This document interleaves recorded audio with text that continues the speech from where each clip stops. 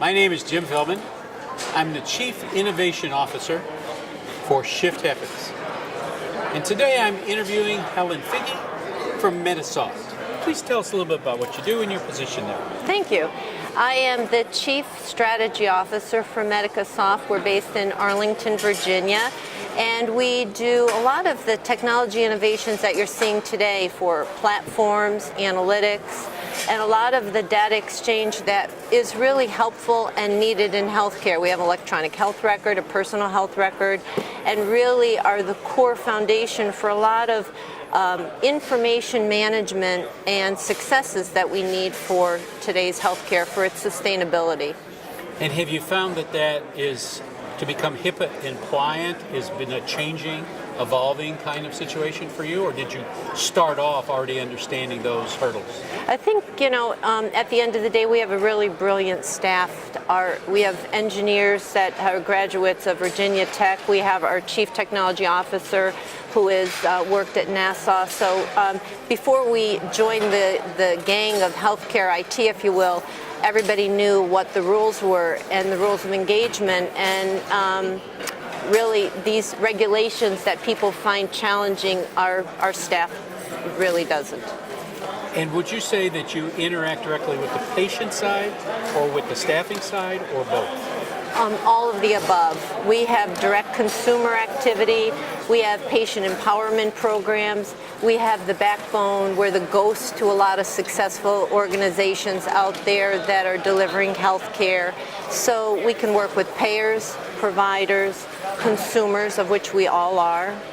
And I think at the end of the day, it sets apart what vendor really is the best fit for the healthcare today. We have a lot of opportunities for vendors to get out there, but at the end of the day, is it really a sustainable technology? At MedicaSoft, we have that.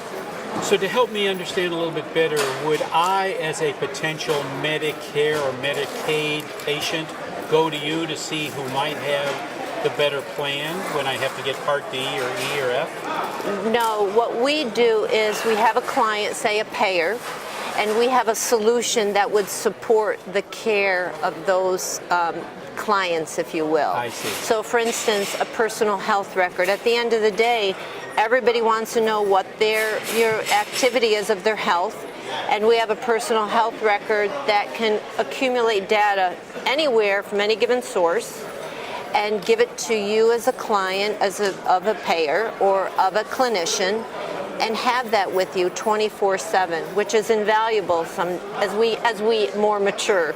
So it's web-based, I assume? Yes. And that would allow me to go from, let's say, a doctor in Chicago, I'm now relocating in Arizona, and I could have those records go with me as opposed to going back Absolutely. to everybody. Yes. And so you become the consolidator of those records? Yes, yes. And we have an open platform, meaning, people are able to easily, approach the platform and exchange data, connect with it. So very versatile, and it's very mobile. Would that be my total health care, dental, medical, psychological? Sure, it could be anything that you want to share As the patient. as a patient. As a patient. But that's just one aspect. We really, at the end of the day, have to support those that deliver health care, because there's so many companies out there that want to collect data. But some data is more meaningful than others. And data in, if it's junk, comes out as junk. So what we do is automatically clean data and then collect it, analyze it, and then give you the response that you need, say, as an oncologist versus an orthopedic, versus the payer who may want to see, what are trends that they need to now cover due to best practices that are out there in medicine. Because best practices should continuously evolve in real time, because every day there's new nuances in medicine, there's new technologies being offered, but what's practical? And I think that's the answer that we really need to address to get to in healthcare. There's a lot of technology out there, a lot of solutions out there, but are they really helping us? And I must say, being in healthcare technology for well over 15 years, I've never seen more technology in all of our existences, but are we any healthier? Sit on a park bench, walk by and see all the people who may need to optimize their exercise, their diet to be well. And I think too much technology is just as bad as not enough. Well, it's almost the story of big data. There's so much big data, but who's refining it to make it usable data? And practical. And practical data. Practical. So give me a scenario. Let me say I'm now eligible for Medicare. Mm-hmm. Would I then put my information in? I'm a subscriber to you now. I pay you for that service? No. Well, we are working on a direct-to-consumer approach, but at this point, we would be working with your provider or your organization that your doctors are members of. And then you would go to your doctor, use a portal, get your information from there, and then we're basically all the technology behind that. And it would not necessarily cross-populate between two providers.